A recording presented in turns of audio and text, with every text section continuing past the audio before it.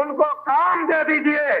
जब काम उनको मिल जाएगा, अपने अपने क्षेत्र में काम करने लगेंगे, तो उनके पास कोई भी समय नहीं रहेगा जो आंदोलन करेंगे, हड़ताल करेंगे, तोड़फोड़ करेंगे, किसी अधिकारी को दबाएंगे, किसी कर्मचारी को दबाएंगे, किसी से साहूकार को दबाएंगे।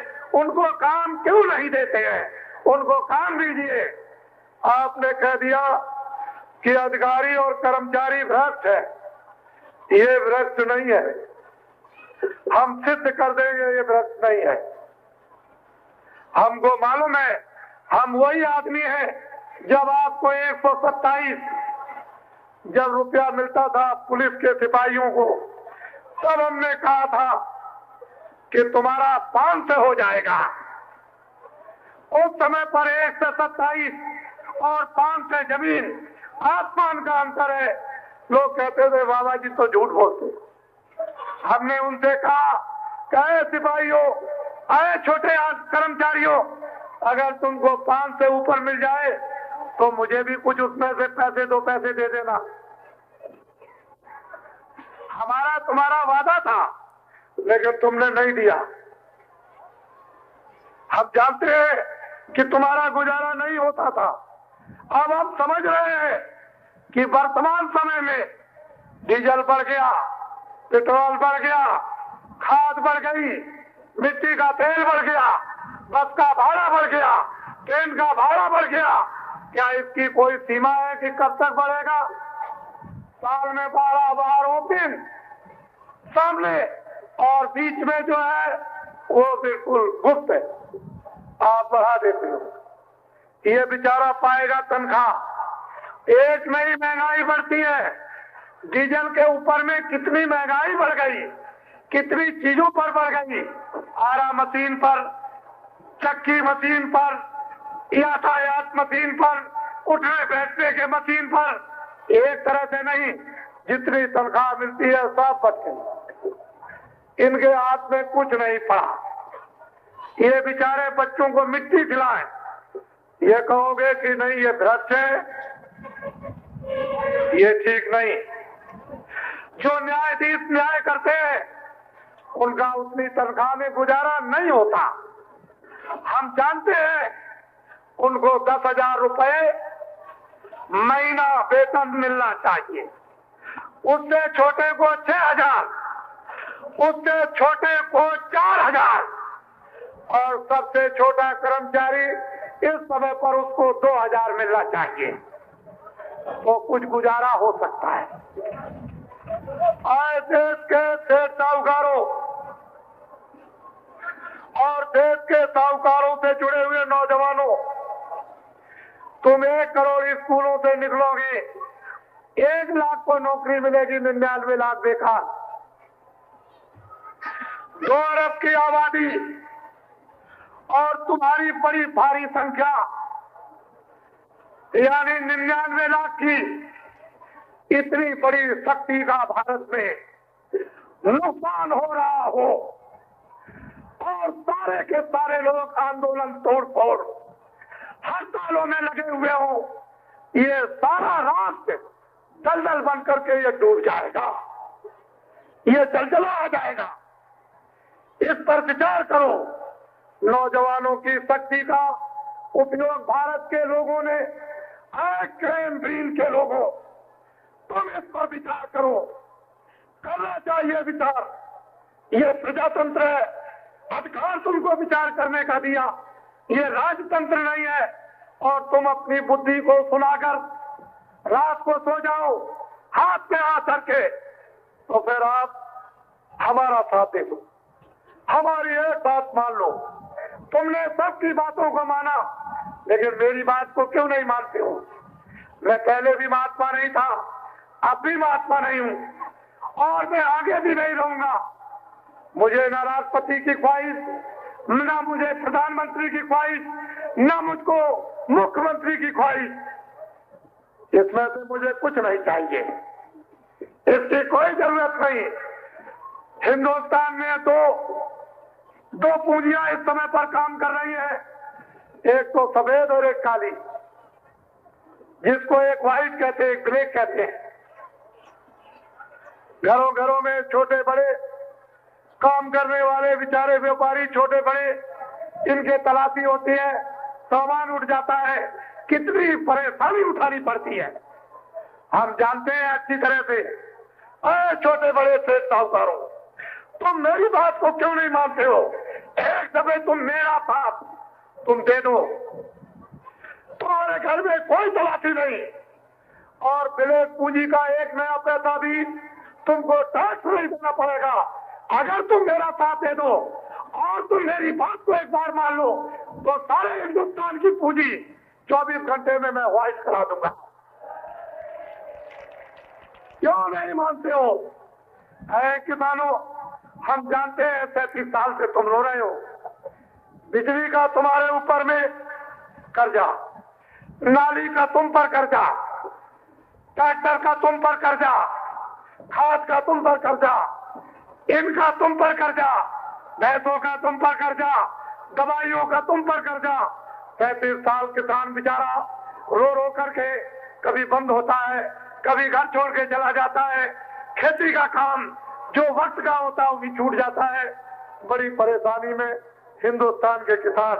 अरे हिंदुस्तान के किसानों, जो तुम 12 महीने मिट्टी में काम करते हो, तुम बाबा जी का साथ दे दो और बाबा जी की एक बार बात मान लो तो 36 साल का जितने भी किसानों के ऊपर सारे देश में कर्जा है वो सब का सब माफ करा दिया जाएगा। क्यों नहीं मानते हो? अब तो आपके सामने एक आ गया कराने वाला, जो वचन देगा हम आपके बीच में रहेंगे, जैसे आज वैसे जब भी, और हम ये पूछेंगे कि हमने जो वचन दिया बोलिए पूरा किया कि नहीं। जब तुम कहोगे करोड़ों की तादाद में एक पर में कि आपने जो कहा था कर दिया, एक नए सिरे से निर्माण क्या नहीं हो सकता। मैं बताऊं क्यों भेद की बात, मेरे पास तो सब व्यवस्था है। ये कर्मचारी अधिकारी ये भ्रष्ट नहीं है, सेठ साहूकार ये भ्रष्ट नहीं है, भ्रष्ट तो व्यवस्था है। वो व्यवस्था जो है भ्रष्ट है, ये नहीं भ्रष्ट, इनमें कोई भ्रष्ट नहीं। अरे नौजवानों, जब हिंदुस्तान की पूंजी काली सब की सब वाइट कर दी जाएगी तो हमारा नौजवान जो 2 अरब की आबादी के बीच में है वो एक भी नौजवान बेकार नहीं बैठ सकता। लेकिन आप लोगों ने पूछा, बड़े बड़े लोग बैठे हुए हैं हमारे गुप्तचर विभाग के, जो कर्मचारी अधिकारी हमारी रिपोर्ट को जरूर भेजें। हम उनसे प्रार्थना करते हैं, दिल्ली वाले, लखनऊ वाले, पटना वाले, कि जो आपने तेल बढ़ा दिया, जो आपने डीजल बढ़ा दिया, जो आपने खाद पर दाम बढ़ा दिया, इन सबको वापस ले लीजिए और अब की बार जो भी बजट आए उसमें कोई टैक्स मत लगाइए। आप कहेंगे योजना नहीं चलेगी, कैसे योजना नहीं चलेगी? त्यागियों की जरूरत है, तपस्वियों की जरूरत है, सच्चे आदमियों की जरूरत है, ईमानदारों की जरूरत है। कैसे नहीं चलेगी? वो क्या ये प्रजा बच्चे नहीं है? अपने बच्चों पर कपड़ा छीन ले, अपने बच्चों का भोजन छीन ले, फिर आपके बच्चे क्या रहेंगे? ये सारी प्रजा आपकी है, आपके बच्चे हैं। अगर इन पर टैक्स लगाते जाएंगे ये बेचारे मर जाएंगे, इनका कोई सुनने वाला नहीं। लेकिन तुम चिंता मत करो, ये सड़कों के ऊपर जो 4 फरवरी से मैं मथुरा से चला और 125, 140, 109 जो मैंने हर रोज किलोमीटर का जो सड़कों पर सफर किया है, कितने कितने लाख आदमी सड़कों के ऊपर कतार बना दी जाए तो एक कतार में खड़े हो जाए, इतनी जन समुदाय, जितने ही पुरुष उतने ही बच्चे उतने ही नारियां सड़कों के ऊपर में। मैं सुबह से चलता हूँ पागल बनकर और बड़ी मुश्किल से मुकाम को जहाँ पड़ाव पड़ता हूँ वहां पहुंच पाता हूँ। क्या आपने वो नहीं देखा? सिर्फ ये जनता सहारा चाहती है, ये जनता अब कुछ चाह रही है, इसका धीरे टूट गया। ये जनता भगवान का रूप है। जब कभी वो परमपिता परमात्मा जब ये आत्माएं निसार होकर जब तड़पती है तो भगवान जो सर्वव्यापी सर्वसमर्थ है वो किसी न किसी शक्ति को भेजता है। इसलिए आप धीरज रखो। जितनी बात कहे, एक आवाज के ऊपर 1 करोड़ लोगों को टाट पहरा दिया। तुमने क्या कभी सुना था कि विश्वामित्र वशिष्ठ ने जब इतना बड़ा इतिहास बनवाना था तो भगवान राम को जटा से सिर के बाल मत बनाना, और झूठ था बोरा फट्टी था, इसको पहराकर जंगल में भेज दिया और कहा तपस्या करो। वहां उन्होंने तपस्या की, ऋषि सिद्धि शक्ति प्राप्त कर ली। फिर आदेश दे दिया काम करो इतिहास बनेगा। काम करा के इतिहास बन गया। कृष्ण भगवान ने बलकर वस्त्र पहरा, वो टाट था बोरा था। मोहम्मद साहब ने टाट पहरा। ईसा मसीह के पिताजी टाट पहनते थे। जब वो पैदा हुए तो उनको टाटी में उनको ढका गया था। क्या आप टाट क्या साधारण समझते हैं? आज के भौतिक युग में करोड़ आदमी एक आवाज, एक दिन की आवाज पर ये टाट पहले, ये साधारण बात नहीं है। गांधी महात्मा ने बड़ा प्रचार किया था कि चरखा चले और मोटा सूत काटकर अपने हाथ से तुम कपड़े पहनो, अपना देश तब जाकर के ठीक बनेगा। वो भी आप न कर सके। उसमें भी बहुत कुछ रह गया, कुछ ना हो सका। जिस शराब के लिए कहा था एक भी बच्चा हमारा देश में शराब नहीं पिएगा, आज सारे के सारे लोग शराब पीने लगे। आपको शाकाहारी बनना है, सभी अनाज खाओ, जितनी सब्जियां 1000 बार खाओ, जितने फल है 100 बार खाओ, और दूध को 100 गिलास पियो, और किलो आप घी खा जाओ, और अच्छे से अच्छे कपड़े पहनो, और अच्छे से अच्छे मकानों में रहो, लेकिन शराब छोड़ दो। जो मुल्क को, जो परिवार को, जो समाज को नष्ट कर देगा, खत्म कर देगा, उसको आप लोग छोड़ दीजिए। ये मेरी अपील और प्रार्थना है। इसलिए आगे टैक्स मत लगाओ। जो लग गया है वो क्या जरूरत है आगे कोई नई योजना स्थापित करने की? जो तमाम कारखाने पड़े हुए हैं उन्हीं को चालू कर दिया जाए। बेकार व्यवस्था का व्यवस्थित एक स्थित व्यवस्था अगर लाकर स्वच्छ रख दी जाए तो सारा मानव उसी में लिपट जाएगा और सारा मानव खुशहाल हो जाएगा। लेकिन भ्रष्ट व्यवस्था में जितने भी लोग आएंगे सबके सब भ्रष्ट कहलाएंगे। इसलिए व्यवस्था भ्रष्ट है, लोग भ्रष्ट नहीं है। हम जानते हैं अच्छी तरह से। नर नारी बच्चे बच्चियों, मैं अनमोल तुमको इस समय एक भौतिक एक व्यवस्था, इसको भी आप घबराओ मत। मैं आपकी हर तकलीफ में शरीक मदद करना चाहता हूं। 1 तकलीफ, 2 तकलीफ, 3 तकलीफ, ये तो काफिले के दर्शन करने से आपकी जाएगी। और मेरे हाथ में क्या है ये तो वो जानता है, ये आपको मालूम नहीं। और वो ये क्या कराएगा ये भी उसको मालूम। मैं आपकी हर तकलीफों में, हर मुसीबतों में शामिल, और ये मैं चाहता हूं कि मनुष्य तकलीफों से उपराम हो जाए, कष्टों से, व्याधियों से, झगड़ों से, परेशानियों से, उलझनों से ऊपर आ जाए और मनुष्य मनुष्य की जगह खड़ा हो जाए। देवियों का सम्मान, बच्चों से प्यार, बुजुर्गों का सम्मान, लोग एक दूसरे की सेवा करें। हमारे देश का ऐसा ही एक अविचल इतिहास रहा जो परिवर्तन नहीं बता सकता। उसकी एक अलग भूमिका और एक अलग महिमा है। तो मैं एक अनमोल चीज आपको देना चाहता हूं, ये पैसे से नहीं मिलेगी। एक लौकिक धन, एक पारलौकिक, एक लोक व्यवस्था, एक आत्म व्यवस्था, एक आत्म जीवन मुक्त, जिसको स्वर्ग कहो, वैकुंठ कहो, मुक्ति कहो, मोक्ष कहो।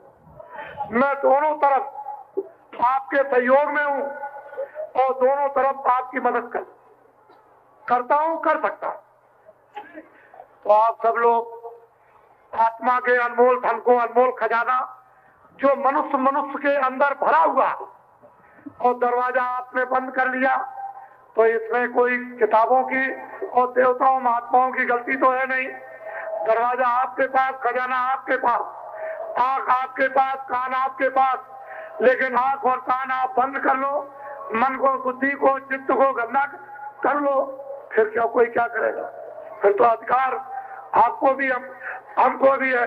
तो अनमोल चीज लीजिए जो पैसे से और सोने चांदी से नहीं मिलेगी, हीरे जवाहरात से नहीं। जब उसकी कृपा होती है तो वो बारिश कर रहा, उस बारिश को हो जाने दीजिए। होशियार और चतुर जो चाहते हैं कि बचा हुआ समय हमारा काम हो जाए, कल्याण हो जाए, हम जीवन मुक्त हो जाए, मरने से और नरकों से बच जाए, वो तो बांध लेंगे, बांध के संपत्ति को रोक लेंगे। और जो नहीं समझते हैं, ना उनको लेना आता ना उनको रखना आता। लेकिन जिसका काम वर्षा करने का, वो तो वर्षा कर देगा। वो तो जानता है कि मेरा डाला हुआ बीज कभी नाश नहीं होता है, जब वक्त और समय आएगा तो जम जाएगा। तो इसलिए मेरा नाम इस किराए के मकान का तुलसीदास। सारे हिंदुस्तान में जय गुरुदेव नाम का प्रचार करता हूँ। ये नाम उसका है, किसी आदमी का नहीं। विष्णु भगवान के 1000 नाम, परमात्मा के अनंतों नाम, आप क्यों शंका करते हो? ये उसका नाम। एक छोटा सा आश्रम मथुरा में है जो इमरजेंसी में विध्वंस कर दिया गया था।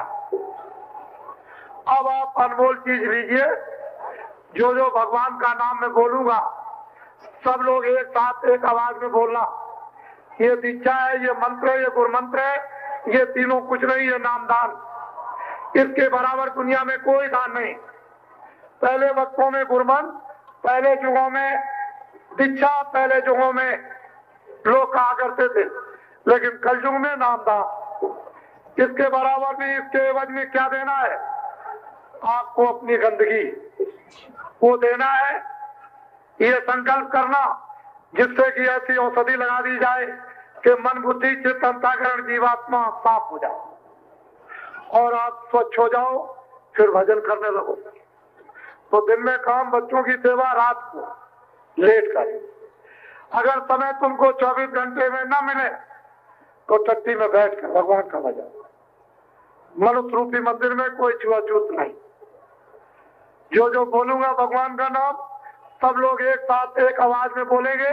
आपकी आवाज मेरे कानों तक आए। जिस शब्द का मैं उच्चारण करूं वो शुद्ध शब्द आपके मुख से निकलना चाहिए। और मैं संधू की शुद्ध उच्चारण कर रहे हो। जब मैं चुप हो जाऊंगा तो आप भी, अरे भाई भगवान का क्यों नियम बिगाड़ते हो? तुमको सजा मिलेगी बहुत, तुम तो जानते नहीं हो। कोई तुमसे पाप करा देगा और सजा तुमको भोगनी, वो तो तुम्हारे उसमें शरीक होगा नहीं कि चलो हम तुम्हारे उस सजा में और उस पीड़ा में हम भागीदार बन जाएं। कुछ नहीं।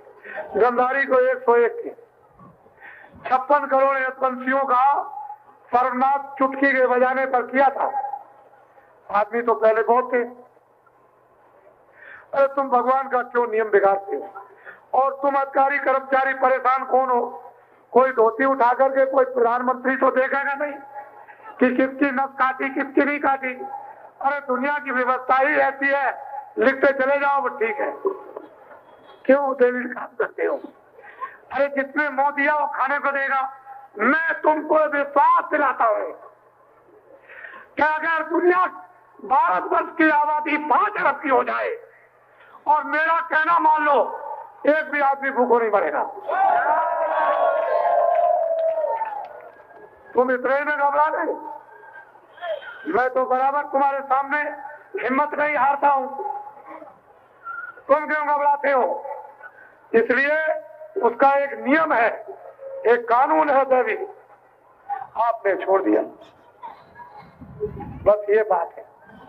नहीं तो किसान ऐसे अनाज फेंक देता था खेत में और 7 वर्ष के लिए उसको एक फसल पे मिल जाता था। 2 फसलें तो बाद में आई। मेरे समय में एक फसल बोते थे। कल अब कोई जरूरत नहीं, क्या जरूरत? मेरे सामने खेत पड़े रहते, जमीनें पड़ी थी, एक फसल बो दिया। अब 3-3, 4-4 फसलें और फिर भी पूरा नहीं। एक कमाता था, 10 खाते। अब 10 कमाते हैं, अब किसको नहीं मिलता। हे नारायण, नर नारी, बच्चे बच्चियों, अच्छा ये बताओ ये टाटदारी है, इनसे अभी नोट करना।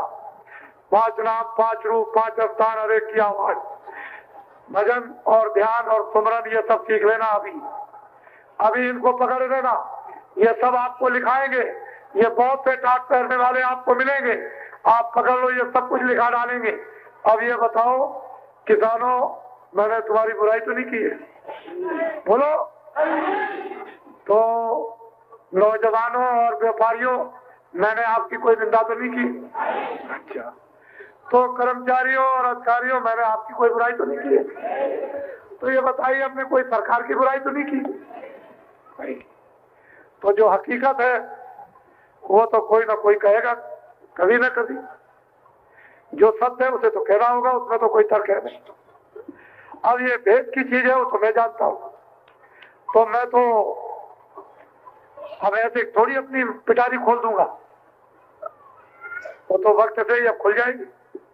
अब तो आपके सामने आया हूं, तो दोनों व्यवस्थाएं इधर उधर की, इसलिए मुझसे कभी भूल चूक हो, कभी मुझसे भूल हो जाए, कभी मुझसे गलती हो जाए, तो मैं आपका पक्का सेवक हूं। और कभी आपकी मृत्यु होने लगे, मान लो इनमें से कोई कल ही रात को जाने लगे और जाते वक्त सिपाही खड़े हो जाए, कहे समय पूरा हो गया, मालिक का हुक्म हो गया, तो हमारी इतनी बात को याद रखना कि मुंह से तो बोल नहीं सकोगे, तो अंदर ही अंदर जय गुरुदेव, जय गुरुदेव, जय गुरुदेव। जब तुम जय गुरुदेव बोलोगे तो मैं मिलूंगा, मैं मिलूंगा आपको, आप घबराते क्यों?